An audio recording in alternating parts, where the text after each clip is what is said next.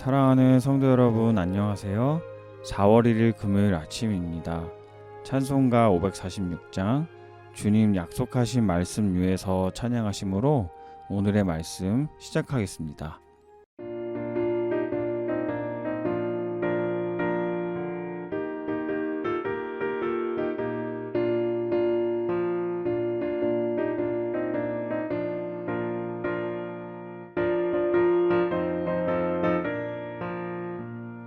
주님 약속하신 말씀 위에서 영원토록 주를 찬송하리라.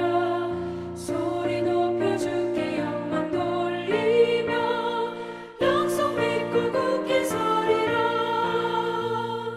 굳게 서리 영원하신 말씀 위에 굳게 서리. 말씀 위에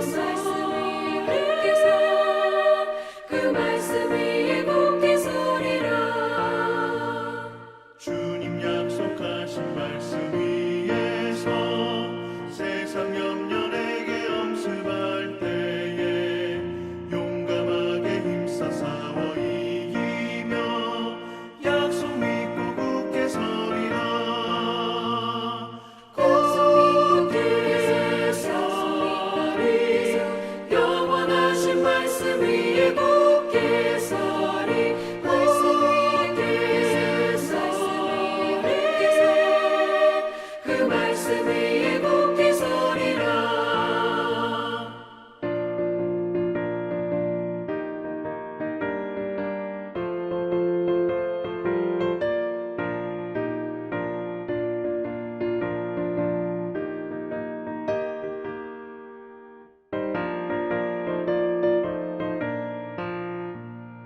주님 약속하신 말씀 위에서 영원하신 주의 사랑을 믿고 성령으로 힘써 싸워 이기며 약속 믿고 굳게 서리라. 굳게 서리 영원하신 말씀 위에 굳게 서리. 말씀 위에 그 말씀 위에 굳게 서리라. 주님 약속하신 말씀 위에서 성령 인도하는 대로 행하며 주님 품에 항상 안식 얻으며 약속 믿고 굳게 서리라. 약속 믿고 굳게 서리 영원하신 말씀 위에 굳게 서리. 말씀 위에 굳게 서 그 말씀 위에 굳게 서리라. 아멘. 오늘의 본문 말씀은 에스라 1장 1절에서 11절까지 말씀입니다.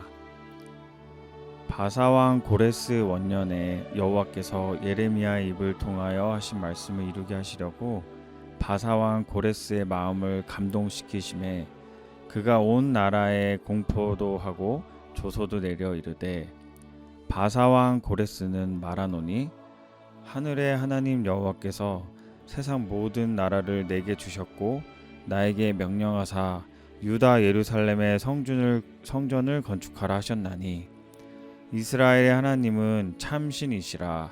너희 중에 그의 백성 된 자는 다 유다 예루살렘으로 올라가서 이스라엘의 하나님 여호와의 성전을 건축하라. 그는 예루살렘에 계신 하나님이시라. 그 남아있는 백성이 어느 곳에 머물러 살든지 그곳 사람들이 마땅히 은과 금과 그 밖의 물건과 짐승으로 도와주고 그 외에도 예루살렘에 세울 하나님의 성전을 위하여 예물을 기쁘게 드릴지니라 하였더라. 이에 유다와 베냐민 족장들과 제사장들과 레위 사람들과 그 마음이 하나님께 감동을 받고 올라가서 예루살렘의 여호와의 성전을 건축하고자 하는 자가 다 일어나니 그 사면 사람들이 은그릇과 금과 물품들과 짐승과 보물로 돕고 그 외에도 예물을 기쁘게 드렸더라. 고레스 왕이 또 여호와의 성전 그릇을 꺼내니 옛적에 느부갓네살이 예루살렘에서 옮겨다가 자기 신들의 신당에 두었던 것이라.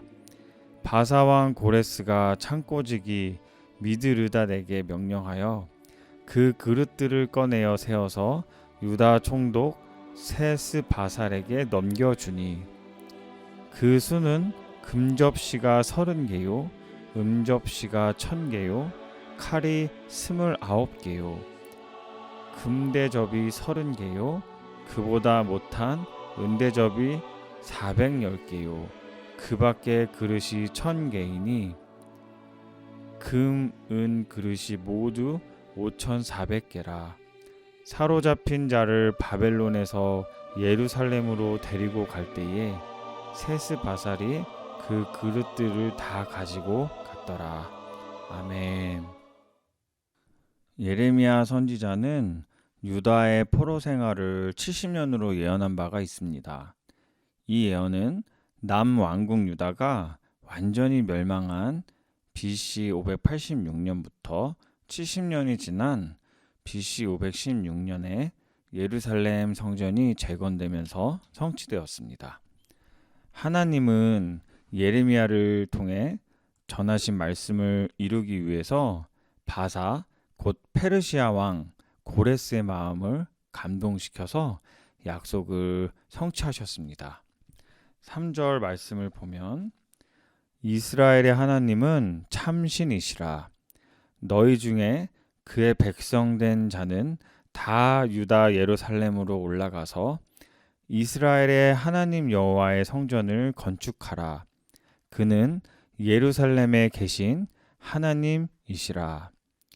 고레스는 하나님을 믿지 않았지만 고레스는 하나님이 참된 신이라고 고백하면서 이스라엘 백성을 독려했습니다.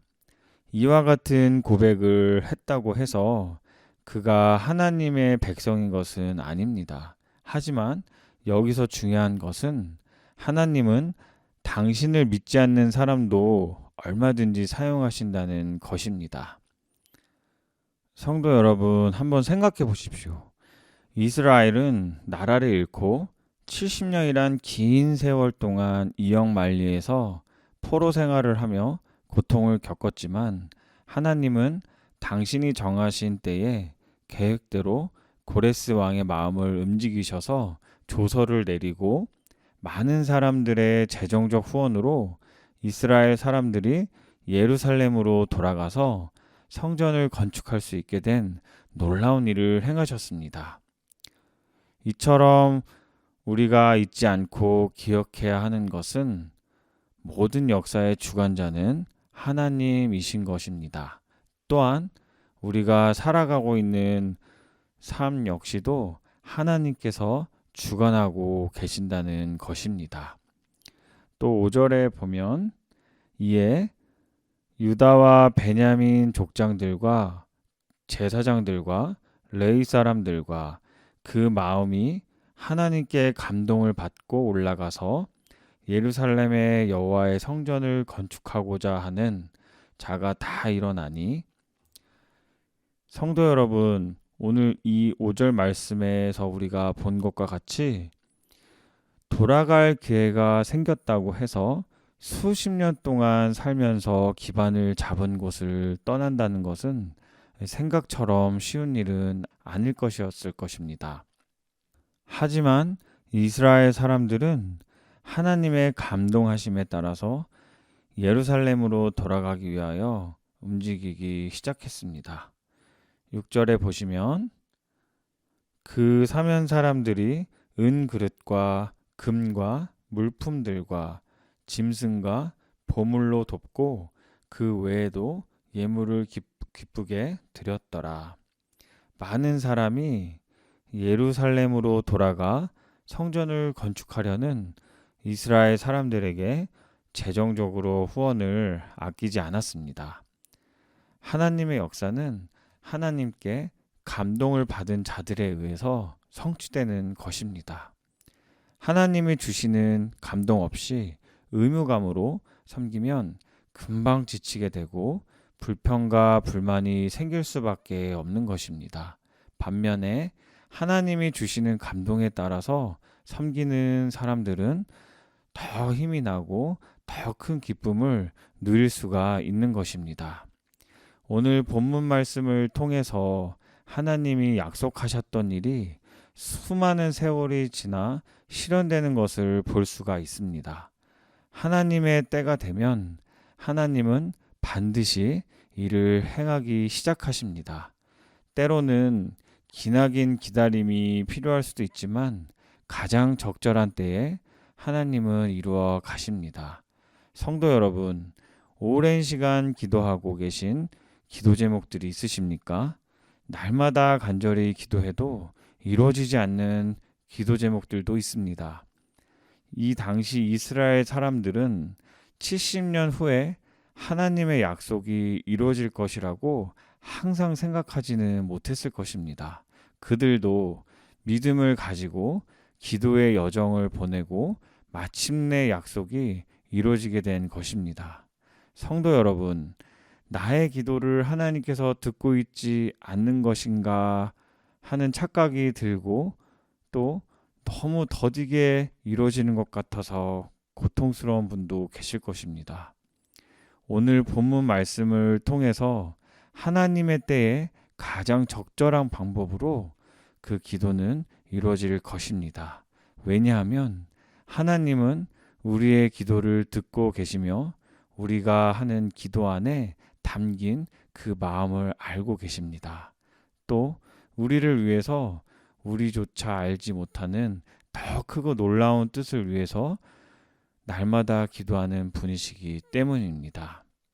오늘 이 아침에 모두 기도하심으로 나아가실 때 하나님의 사랑이 충만하게 느껴지시기를 기도드립니다. 말씀을 마치겠습니다.